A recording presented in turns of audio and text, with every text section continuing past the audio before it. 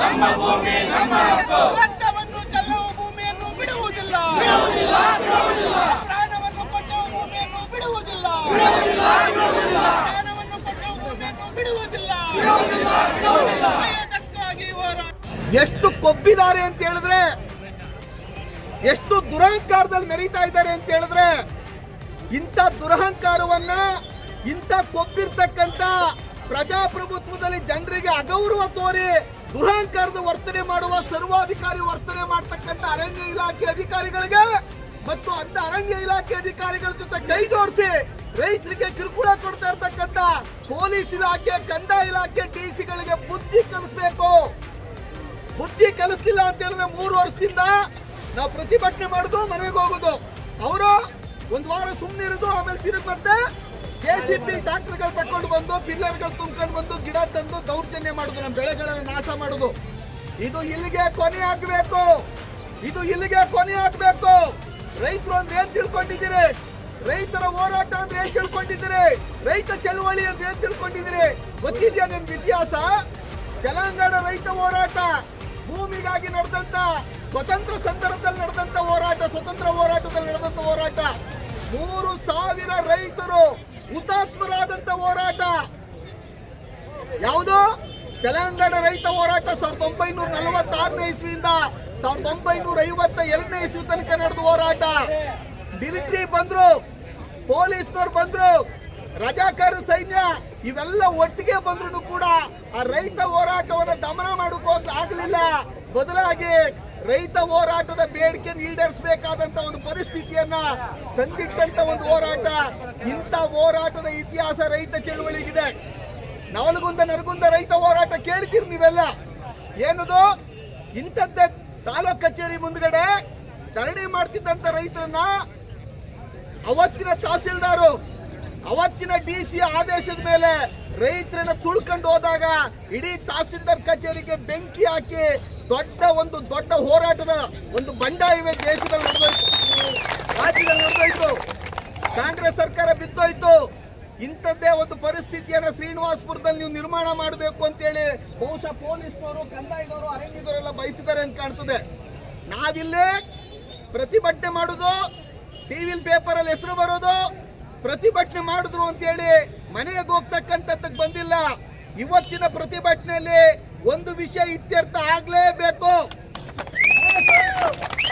ಇನ್ನೆಂದೂ ಕೂಡ ರೈತರ ಜಮೀನಿಗೆ ಅರಣ್ಯದವರು ಕಾಲ ಹಾಕಲ್ಲ ಅನ್ನುವಂತ ಒಂದು ಲಿಖಿತವಾದಂತ ಒಂದು ಆದೇಶವನ್ನ ನಮಗೆ ಹೊರಡಿಸಿ ಅದರ ಪ್ರತಿಯನ್ನ ಕೊಡೋ ತನಕ ಈ ಜಾಗ ಬಿಟ್ಟು ನಾವು ಕದಲೋದಿಲ್ಲ ಅಂತಕ್ಕಂಥ ಮಾತನ್ನ ನಾವು ಹೇಳ್ತಾ ಇದೀವಿ.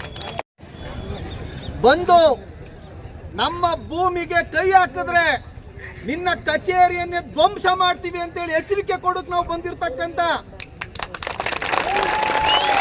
ಶ್ರೀನಿವಾಸಪುರ ತಾಲೂಕಿನ ಎಲ್ಲ ರೈತಾಪಿ ಬಂಧುಗಳೇ, ನಾನು ಹೆಚ್ಚೋತ್ ಮಾತಾಡೋದಿಲ್ಲ. 1-2-3 ವಿಷಯಗಳನ್ನು ಮಾತ್ರ ನಾನು ಈ ಸಂದರ್ಭದಲ್ಲಿ ನಿಮ್ ಗಮನಕ್ಕೆ ತರ್ತೀನಿ. ಯಲಹಂಕದಲ್ಲಿ ಕೋಗಿಲು ಕ್ರಾಸ್ ಹತ್ರ ಇದೇ ರೀತಿ ಬಡವರು ವಾಸ ಮಾಡ್ತಾ ಇರ್ತಕ್ಕಂಥ ಮನೆಗಳನ್ನ ಧ್ವಂಸ ಮಾಡಿದ್ರು, ಬುಲ್ಡೋಜರ್ ಮೂಲಕ ಧ್ವಂಸ ಮಾಡಿದ್ರು. ಇಡೀ ದೇಶದಲ್ಲಿ ಕರ್ನಾಟಕದಲ್ಲಿ ಆಡಳ್ತಾ ಇರ್ತಕ್ಕಂಥದ್ದು ಯೋಗಿ ಆದಿತ್ಯ ಮಾದರಿಯ ಬುಲ್ಡೋಜರ್ ರಾಜ ಅಂತೇಳಿ ಇವತ್ತು ಬಹಳ ದೊಡ್ಡ ಚೀಮಾರಿ ಇಡೀ ದೇಶದಲ್ಲಿ ಇವತ್ತು ವ್ಯಕ್ತ ಆಯ್ತಾ ಇದೆ. ನಾನು ಈ ಸಂದರ್ಭದಲ್ಲಿ ಹೇಳ್ತಾ ಇದ್ದೀನಿ, ಕರ್ನಾಟಕದಲ್ಲಿ ಬುಲ್ಡೋಜರ್ ರಾಜು ಪ್ರಾರಂಭ ಆಗಿದ್ದು ಯಲಹಂಕದ ಕೋಗಿಲು ಕ್ರಾಸ್ನಲ್ಲ, 3 ವರ್ಷದ ಹಿಂದೆ ಕೇತ್ಗಾನಹಳ್ಳಿಯಿಂದ ಪ್ರಾರಂಭ ಆಗಿ ಶ್ರೀನಿವಾಸಪುರದಲ್ಲಿ ಪ್ರಾರಂಭ ಆಗಿರ್ತಕ್ಕಂಥದ್ದು ಅಂತ ಇವತ್ತು ನಾನು ಹೇಳ್ತಾ ಇದ್ದೀನಿ.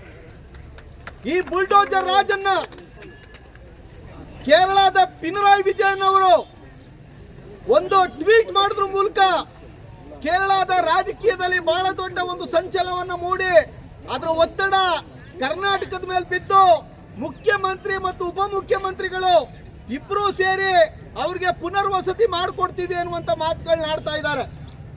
ಕೋಗಿಲೆ ಕ್ರಾಸ್ ನಲ್ಲಿ ಯಲಹಂಕದಲ್ಲಿ ಇರ್ತಕ್ಕಂಥವ್ರಿಗೆ ಒಂದ್ ನ್ಯಾಯ, ಶ್ರೀನಿವಾಸಪುರ ತಾಲೂಕಿನಲ್ಲಿ ಇರ್ತಕ್ಕಂಥವ್ರಿಗೆ ಇನ್ನೊಂದು ನ್ಯಾಯನ ಅಂತೇಳಿ ಇವತ್ತು ಮುಖ್ಯಮಂತ್ರಿ ಸಿದ್ದರಾಮಯ್ಯ ಮತ್ತು ಡಿ.ಕೆ. ಶಿವಕುಮಾರ್ ನಾನು ಇವತ್ತು ಕೇಳ್ತಾ ಇದ್ದೀನಿ. ಬಂಧುಗಳೇ, ಇದೇ ಕೃಷ್ಣ ಬೈರೇಗೌಡ ಕಂದಾಯ ಮಂತ್ರಿ, ನಿಮ್ಮ ಜಿಲ್ಲೆಯವರು, ಅವ್ರ ಅಸೆಂಬ್ಲಿನಲ್ಲಿ ವಿರೋಧ ಪಕ್ಷದ ನಾಯಕ ಅಶೋಕ್, ಬಿಜೆಪಿ ಅಶೋಕ್ ಈ ಸರ್ಕಾರಿ ಭೂಮಿಯನ್ನ ಒತ್ತುವರಿ ಮಾಡ್ಕೊಂಡಿರೋ ಸಂಬಂಧಪಟ್ಟಂಗೆ ಒಂದು ಆರೋಪ ಮಾಡಿದಾಗ ಕೃಷ್ಣ ಬೈರೇಗೌಡ್ರೆ ಸದನದಲ್ಲಿ ಏನ್ ಹೇಳಿದ್ರಿ ಅಂತಕ್ಕಂಥದ್ದನ್ನ ನಾನು ನಿಮಗೆ ನೆನಪು ಮಾಡ್ತಾ ಇದ್ದೀನಿ. ಏನ್ ಹೇಳಿದ್ರಿ? ದಾಖಲೆ ಅದು ಸರ್ಕಾರಿ, ಆದ್ರೆ ನಮ್ ತಾತ ಮುತ್ತಾತನ ಕಾಲದಲ್ಲೇ ಅದನ್ನ ನಾವು ಖರೀದಿ ಮಾಡ್ಕೊಂಡಿದ್ದೀವಿ, ಹಂಗಾಗಿ ನಾವು ಒತ್ತುವರಿ ಮಾಡ್ಕೊಂಡಿಲ್ಲ, ಅದು ನಮ್ಮ ಪಿತ್ರಾಜಿತ ಸೊತ್ತು ಅಂತೇಳಿ ಸದನದಲ್ಲಿ ಹೇಳಿಕೆ ಕೊಟ್ಟಿದ್ದೀರಿ. ಯಾರು ಹೇಳಿಕೆ ಕೊಟ್ಟಿದ್ದು? ಕೃಷ್ಣ ಬೈರೇಗೌಡ. ಇವತ್ತು ಶ್ರೀನಿವಾಸಪುರದ ರೈತರು ಯಾವ ಕೃಷ್ಣ ಬೈರೇಗೌಡ ಯಾವ ರೀತಿ ಹೇಳಿದ್ನೋ ಅದೇ ರೀತಿ ದಾಖಲೆಗಳು ಇಟ್ಕೊಂಡಿದ್ದೀವಿ. ನಮ್ಮ ತಾತ ಮುತ್ತಾಂದ್ರು ಖರೀದಿ ಮಾಡಿರುವ ಆಸ್ತಿ, ನಮ್ಮ ತಾತ ಮುತ್ತಾಂದ್ರು ಮಂಜೂರಾಗಿರುವ ಆಸ್ತಿ ಅಂತ ಎಲ್ಲ ಕಂದಾಯ ದಾಖಲೆಗಳನ್ನ ಇಟ್ಕೊಂಡಿದ್ರೆ ಅದನ್ನ ಸರ್ಕಾರಿ ಅರಣ್ಯ ಅಂತ ಹೇಳಿ ಬಂದಿದ್ದೀರಲ್ಲ, ಕಂದಾಯ ಮಂತ್ರಿಗೆ ಒಂದ್ನ್ಯಾಯ, ಶ್ರೀನಿವಾಸಪುರದ ಶಿವಪುರದ ರೈತರಿಗೆ ಒಂದ್ನ್ಯಾಯನ? ಇದು ಯಾವುದು ಅಂತ ಕೇಳಲಿಕ್ಕೆ ಬಯಸ್ತಾ ಇದ್ದೀನಿ.